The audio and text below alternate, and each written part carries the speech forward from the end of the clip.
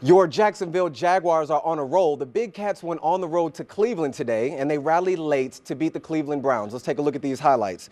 Yes, Jeannie, I'm outside the Duval County Courthouse, where the jury in the Michael Dunn trial has reached its third day of deliberations. Earlier today, they asked two questions. They asked if they could have a 30-minute break, but they also asked if they could be deadlocked on some charges, but not others. Now, what's going on outside is just as important to this entire case. Followers of the Jordan Davis cause are standing outside the courthouse chanting justice for Jordan Davis. I'm at the Beach United Methodist Church, where an organization called BEAM is making sure that thousands of children in the Jacksonville Beach area have everything that they need to go back to school and succeed. This office building behind me was taken over by flames yesterday morning in what authorities are calling a potential arson case. Tons of rubble, trash, and debris all over the place. Come and take a look at what's going on inside here. Thank you for watching this week's edition of Jimmy on the Spot. Stay tuned to First Coast News, and I will see you again next week. Now, as you can see, this particular donation event is wrapping up, but you can always find more information about these donation events on www.jacksbeam.org. In Jacksonville Beach, I'm Jimmy Marlow, First Coast News, NBC 12, ABC 25. Today, Will Muschamp announced that he'd fired offensive coordinator Brent Pease.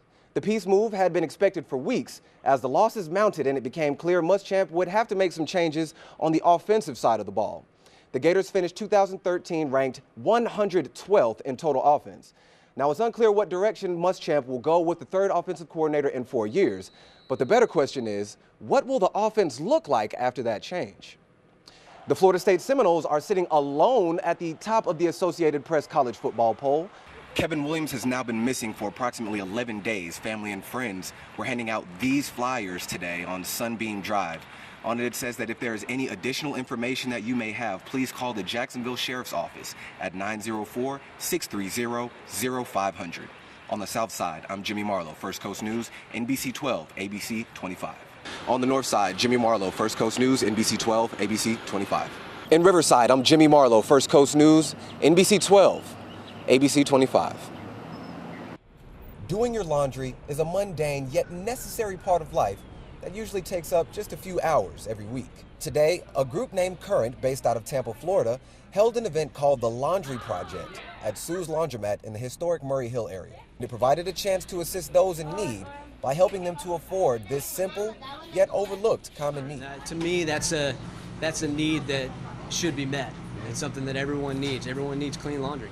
To date, the organization has washed and dried the clothing and linen of more than 3,000 families in 7 counties in Florida, which totals an overwhelming 15,000 loads of clothes washed free of charge by this selfless group. President Jason Soul adds that even though it may seem awkward, there's no wrinkle in his organization's agenda. People just don't do anything just to love the community a lot of times with no strings attached. And so when they encounter that, people are shocked. And they want to know what the catch is, but there really is no catch. We just want to show some love to the community. Larry Olette lives just around the corner and has been washing his clothes at this laundromat every week for nearly 20 years and says that this all caught him off guard. The week you do your laundry free.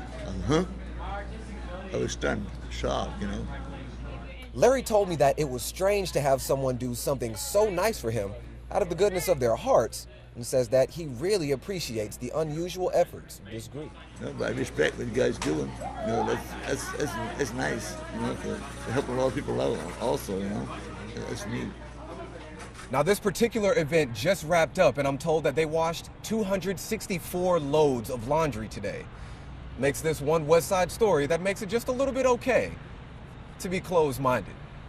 On the West Side, I'm Jimmy Marlow, First Coast News, NBC 12, ABC 25.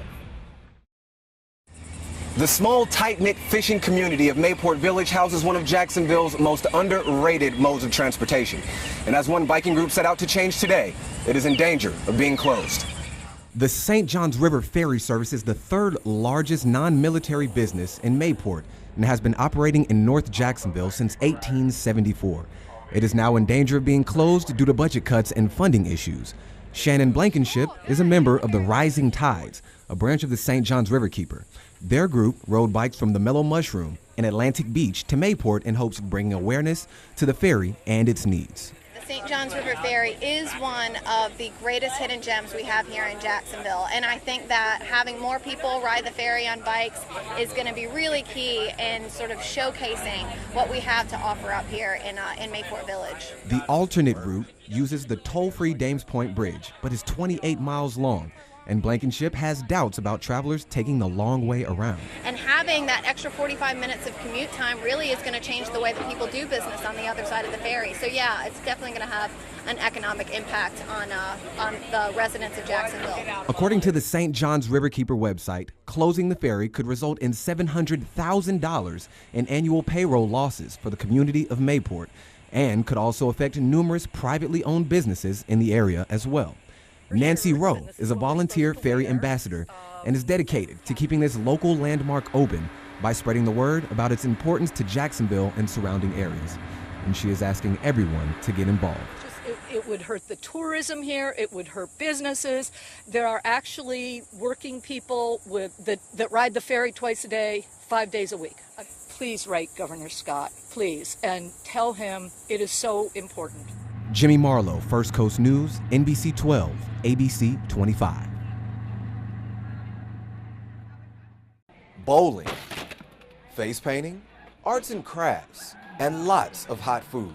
All for families of children that have been affected by cancer. The J Fund, founded by New York Giants head coach Tom Coughlin, provides financial, emotional, and practical support for families that have a child with cancer.